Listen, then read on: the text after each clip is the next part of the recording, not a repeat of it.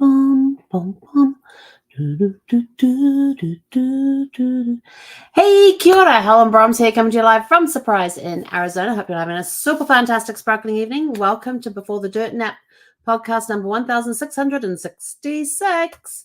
Musical movies is what we're talking about tonight. I love movies, and musicals happens to be one of my favorite genres, along with a few others like action, chick flicks, kind of, sort of.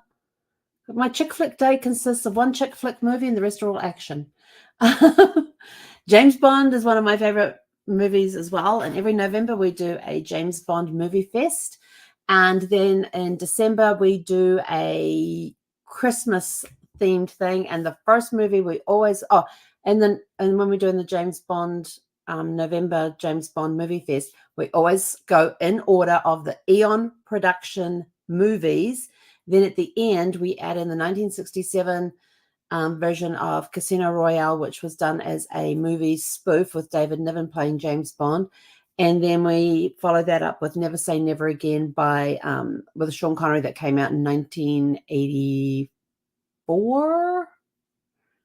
And then we finish off with Chitty Chitty Bang Bang after that. And the reason we do Chitty Chitty Bang Bang is because it was actually written by Ian Fleming, who is the author of all the James Bond books.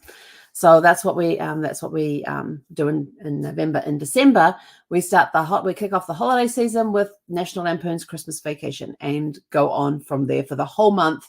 We're watching Christmas movies, which is just absolutely awesome. But I've always wanted to do a musical movie fest, and so I'm thinking I've got a lot of musical movies in my collection of DVDs, and I thought, okay, so what could we watch? And I want to know what your favorite musicals are too, that you enjoy watching on film. Now, there are some that are on a list. I just threw out a whole bunch of names there. I've got ones in there that I have, ones in there that I haven't seen yet, and some that I have seen the stage production of, and there's absolutely no way you can compete with that. I'm sorry. So things like, Sound of Music is always one that will definitely be in my musical movie fest. Another one that'll be there will be Hello Dolly. Absolutely love that movie. In fact, that's the first time I'd seen Michael Crawford singing. And growing up, I knew Michael Crawford as Frank Spencer in the British comedy called Some Mothers Do Have 'Em. Now, Frank Spencer had a huge heart of gold. He was always willing to help people, but he wasn't very bright in some areas and always getting into some very awkward situations that he'd then try and get himself out of. And so having grown up with him as Frank Spencer, to see him going and singing in a musical was really cool. And he actually did Hello Dolly before he started doing Some Mothers Do Have 'Em. And then years later, he went on to be Phantom. He was the original Phantom of the Opera in West End when Andrew Lloyd Webber released it. Now, speaking of Phantom of the Opera, that is another one that one, unfortunately, I have watched the movie of it. I'm just not into it in the movie. The stage production, I felt when I went and saw the stage production live in Australia, that for me was the Phantom. It was amazing. It was incredible. I don't want to distract from that again by watching the movie again. It's just one of the reasons that I like Phantom so much in Australia is because it had my favorite stage actor in there. Rob Guest played the Phantom, and he was the longest running Phantom in the history of Phantom of the Opera. In fact, Andrew Lloyd Webber at one point wanted him to go to London and perform on West End, and he was like, nope, not uprooting my family, which I thought was really cool. But I did go to Sydney one weekend and did get to see him play Phantom. And then I later saw Phantom again on stage, but at the Kennedy Centre. There was no comparison. I'm sorry. They did a good job at the Kennedy Centre, but in Sydney, you went into the theatre there. It was all done out in the time period that Phantom of the Opera took place. And when you were inside the actual theatre, there was a lot of stuff that happened there. And at one point, they say lock the doors, and you hear doors behind you closing. And the only thing I could think of was, oh crap, I'm trapped in here with this guy. We're locked in with the Phantom. Oh my gosh, what are we going to do? And because they had you so immersed in the production and the musical that that even in the audience, you felt part of the musical, not just somebody sitting watching. You actually felt like you were part of the musical, which was absolutely phenomenal. Then years later, I saw it at the Kennedy Center, completely different people playing all the characters and stuff. It did not have the same effect because you're looking around. The Kennedy Center was nothing was changed in the theater to put you into that time period. Nothing was done in the way it was delivered and with the different things that take place that kind of involve the audience didn't have the same impact. Seeing it in Australia just totally spoiled it for me, including all of the movies that then followed. So unfortunately, that was one. So Hello Dolly. So let's see, Hello Dolly, Sound of Music, Phantom of the Opera. Yeah, Phantom of the Opera would not be one I'll be watching on the movie fest. Because I still have that memory of when I went and saw it in Sydney, Australia, and there's just nothing going to compete it. Mamma Mia, love the stage performance. Got to see it in Vegas at the end of. I just remember at the end after they all came out and took their bows, they just started playing the music. They just started playing the music from the musical. Everybody was on their feet dancing. It was awesome. And they did like 3 or 4 songs before they said, and before the cast left the stage. After we had 3 or 4 songs played as encores, and all of the cast members were out there on the stage. They're dancing along to the music, singing along with the music and everything else. We're all standing, dancing in our seats. People were dancing in the aisles. And then after like the 3rd or 4th one played, they said, "That's it. You're out of here. Go." And then the cast left the stage. But it was, and then I saw the movie of it. Movie was good. Stage production so much better, in my opinion. Now, other people are going to say, "Oh, I enjoyed the movie so much." Yes, and it brings out the talent of some actors that you didn't know could sing. So and then it showed that some actors can't sing. But that's it. The Greatest Showman, love that movie. Love that movie. Let's see what else is on this list here. Chicago, that wasn't too bad. First time I watched it, I was sort of like, I'm not really sure about this one, but maybe.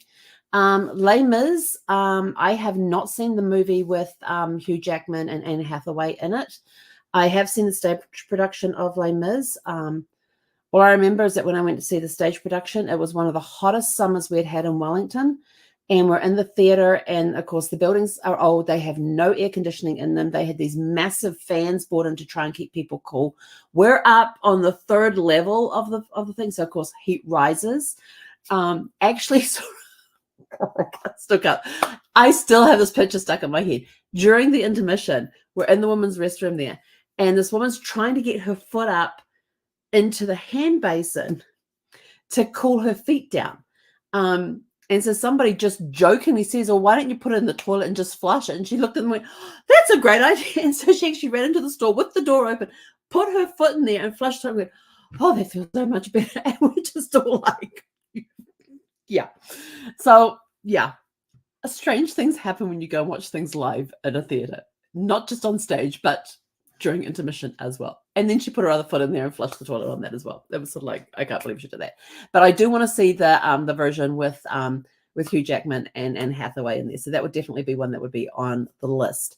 Hairspray, I've never seen it. I know some of the songs from Hairspray, but I have never seen the movie. So actually, no, I did. Isn't that the one with John Travolta in it? Is that the one with John Travolta in it? Well, thank you, Nisa. I appreciate the comment. Thank you. I think that's the one with John Travolta. I think I have seen that one because I remember he played John Travolta dressed up as the mother, if I remember correctly. Moulin Rouge is another one I've wanted to see but have not seen, so that's definitely going to go onto the list. I did not know that Hamilton came out as a movie, and it's one that I actually want to go and see on stage. But yeah, that one's coming out of a movie. And then, oh my gosh, Annie. I love Annie. And I love the Carol Burnett, the one that Carol Burnett is in, that came out in 1982. Carol Burnett is hilarious in there. I love her in that movie. So yeah, that's definitely one that's on this. I had that one on DVD. Let's see what else we've got here. Singing in the Rain. Oh, that's just an icon. Great songs, great dance numbers, absolutely amazing. Another one that would be on that list with that as well is Grease. Love Grease. Love that. My Fair Lady. I've seen it on stage when I was a teenager at the time. I saw that. I got to see that on stage, and that was awesome. But I do have to say, I do like the movie version of that with Rex Harrison in it. Haven't seen A Star Is Born with Bradley Cooper and Lady Gaga. I have not seen that yet, but that is on my list to see during the movie fest. Beauty and the Beast. I love the animated version. I watched the live version and was not. It was good, but I wasn't as captured with the movie as I was with the animation version. I guess it's just some of the voices that you get to hear in that one. Lion King, have never seen that on stage, but always wanted to. And but yeah, definitely seen the cartoon version of that. I've never seen Frozen. I've not seen that one, but I do have the DVD for. I have the DVD for Frozen, but I've never watched it. Crazy, I know. Into the Woods. Now that one, I know a few songs from it, only because Rob Guest did this album called Standing Ovation, in which he did songs from different musicals and things, and a couple of the songs from Into the Woods was on there.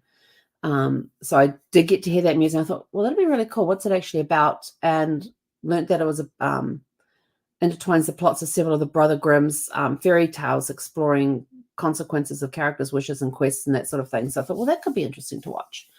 Mary Poppins. Love Mary Poppins. Oh my gosh. Dick Van Dyke in that, Julie Andrews. Oh, so much fun. So much fun. The Rocky Horror Picture Show. That's just a classic. I mean, yeah. Enough said about that one.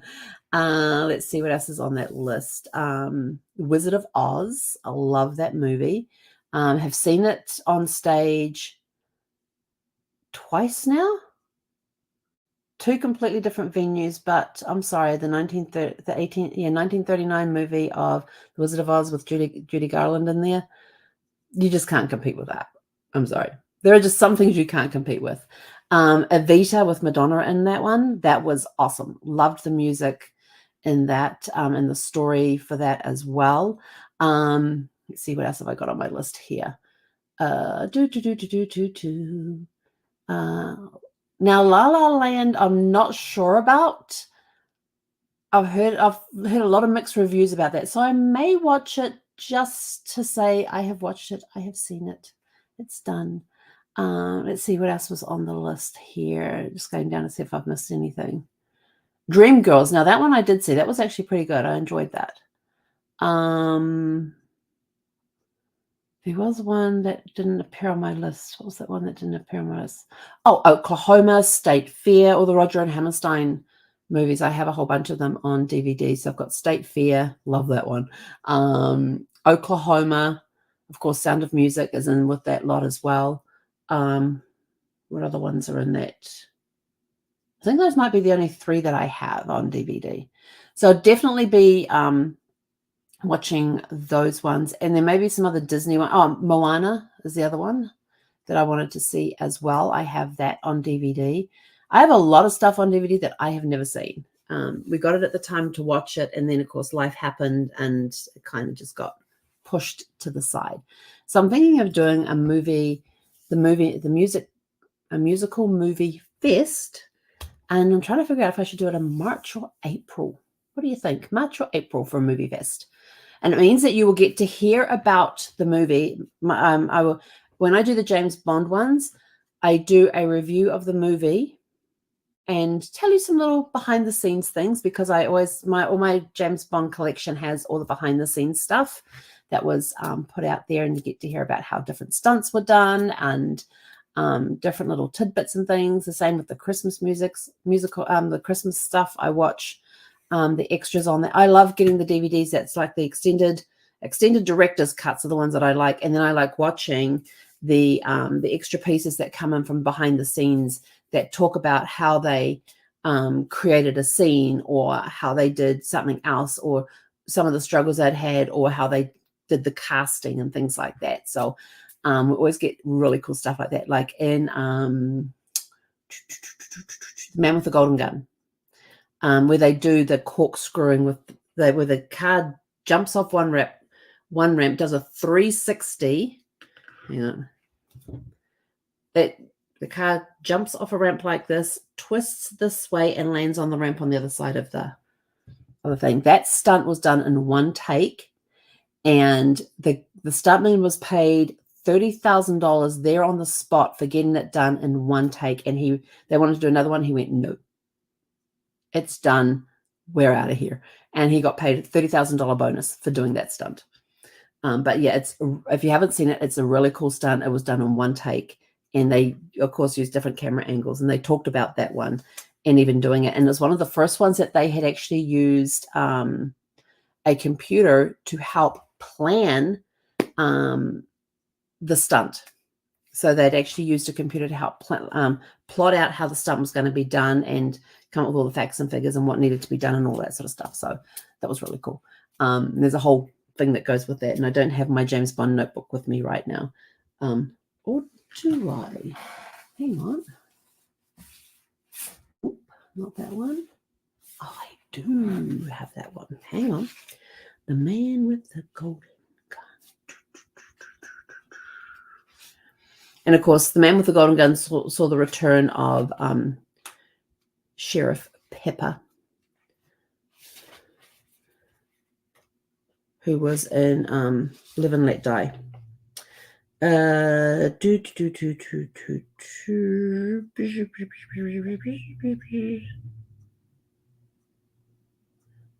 wasn't that one. Where is it?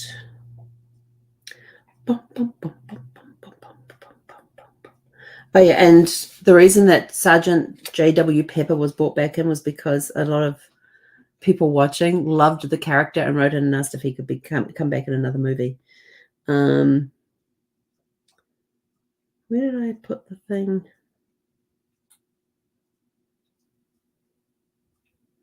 Oh yeah, they drove the 1970. Hang on. Yeah, successfully done one shot. It was paid $30,000 on the spot as a bonus, and it was first tested as a computer simulation, the first of its kind, at Cornell Aeronautical Laboratory, where they tested this stunt before they actually did it. They did it on computer simulation. First time it had ever been done. And Lauren Bumps Willett was the guy that drove a 1974 AMC Hornet X, leaping a broken bridge and spinning 360 degrees in midair. So, yeah.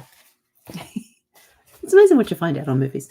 So we're going to, let's see. And so, yeah, do movie reviews, did the same during the Christmas ones as well. And that's what we'll do each night on the lives, except for the ones when I have guests coming on, or something else happens and for some reason I'm not watching a movie. I didn't get to watch the movie that night. So that's what I think we're going to do that. I'm not sure if it's going to be March or April. Any preferences from anybody for March or April for musical movies? Checking in to see what I thought of the movies and all that good stuff, and giving you some behind the scenes things on those movies. Oh, Cats was the other one. Now, let me tell you about Cats. Cats have been around for years, and we were living in Northern Virginia at the time, and it was 1998, and it was 1999 by that point, but my parents came over for our wedding in December of 98 and stayed a little longer. And we spent the first part in LA, which is where we got married, and then we flew home to Northern Virginia, and Mum and Dad came with us. And it was Dad's birthday. His birthday is beginning of January, and so it was Dad's birthday. And so Brad had gone to work that day, and he called up and he says, "What about if we go out for dinner and then to the theater?" I go, "What are we going to go see?" He says, "Do you want to go see Cats?" He says, "Do you think your parents will like that?" I says, "Yeah, we could go see that." So he called up and got tickets, which we picked up at Will Call. We go out, we snip the little thing out of the newspaper about Cats out of the events section, and put it in the birthday card for my dad. And then we ended up gave him the card to let him know we're going out for dinner, and then into DC to go to the theater. And we left a little early. We went to Red Robin, which was one of our favorite eating places there. You just get really good burgers. And I had told the wait staff that it was my dad's birthday. And my poor dad had to put up with this. So they come out, after we'd eaten our burgers, they come out, they kind of like push a sundae in front of me. Oh, here it's your birthday, and give him a party hat and start singing happy birthday to him. And, and my poor dad's there, he's bright red. My mum picks up the party hat and puts it on my dad's head. I happened to grab a photo of it because it did not stay on very long. And then after that, we drove into DC and found a place to park, went to the theater. Brad went and picked up the tickets. We were third row from the front in the orchestra section, in the middle section of the orchestra, third row back, and we had the first 4 seats in from the aisle. So we were close enough. We could see all of the expressions of the faces of all of the characters up on stage, all the cats. And we had cats like walking around, coming down up and down the aisles right near us, and then across the front before going up on stage, or coming off the stage and down in that front area in front of the between the orchestra pit and the front row, all coming up the aisles by us. We were so close we could touch these cats. I have seen the movie since then, but like again, nothing will top the in live experience that we had with that. But absolutely love Cats. That was a good one, and I do have it, and we do have it on DVD, and we got the CD for it. I think we got the CD for it, and when my parents were getting ready to go, we got, oh, don't forget this. And like, what's that? And they opened up, and it was the CD of Cats. So they got to be able to hear the musical when they got home, and just remember that evening we had. But we had a blast. We had a huge blast with that one. So anyway, it's either going to be March or April. I haven't decided yet. I'm going to have a look at my schedule, because my ruling is if I'm going to be watching a movie that evening, I have to complete my to-do list for the day. If I don't get my to-do list done for the day, there is no movie in the evening. And I'm not allowed to skim and go, oh, I need to watch this movie tonight, so let me just not put as many. No. It's my regular to-do list with the stuff I do each morning. So my stuff I do, my routine stuff I do every morning. Then in my work, it's a full workload of stuff that I have to get through during my working hours. And then, of course, take her for a walk, come back, do the live, and then we get to go sit down and watch the movie. So if I don't get my to-do list done, then I don't get to watch a movie that evening. So that's my inspiration to be able to watch a movie, is I got to get my to-do list done. So anyway, so March or April, got to make up my mind. I haven't got long left in February to figure this out. Excuse me. In fact, I think I might wait till April, because I just found I thought I had all of our DVDs in. Well, I knew there was some that weren't in there, but I have one of those cases where you can put the DVD in there plus the information from the jewel pack. And that's what was in the RV with me for the last 4.5 years, was these 2 binders, and almost 500 DVDs in them. And going through some of the boxes, I found the box. We have another box which has like collection items in there, like Star Wars, The Hobbit, Lord of the Rings. There were some Star Trek ones that came in collector editions, and I never took them out of the jewel case, so they've always been in that box. So I've got this one box full of that stuff, and then I found 3 other boxes, and I'm like, this has got DVD written on. Open it up, and they're DVDs that we had had in Virginia, but had never unpacked when we got to California. So I'm going to go through that and see if there's any musicals sitting in there as well. So that we can pull all of them together, and then I can make up my playlist, and then we'll be ready to go. So it'll probably be April. I'm going to make the declaration. April the 1st, we're going to start watching. We're going to do a musical movies fest month in April. So anyway, that's it. We're out of here. Go out, have a super fantastic sparkling evening, and we'll catch you guys back here tomorrow evening at 6 p.m. Pacific. And yes, it will be 6 p.m. I totally forgot I had a mastermind call on this evening, which is why I'm on so late. So go out, have a super fantastic sparkling evening. He konera.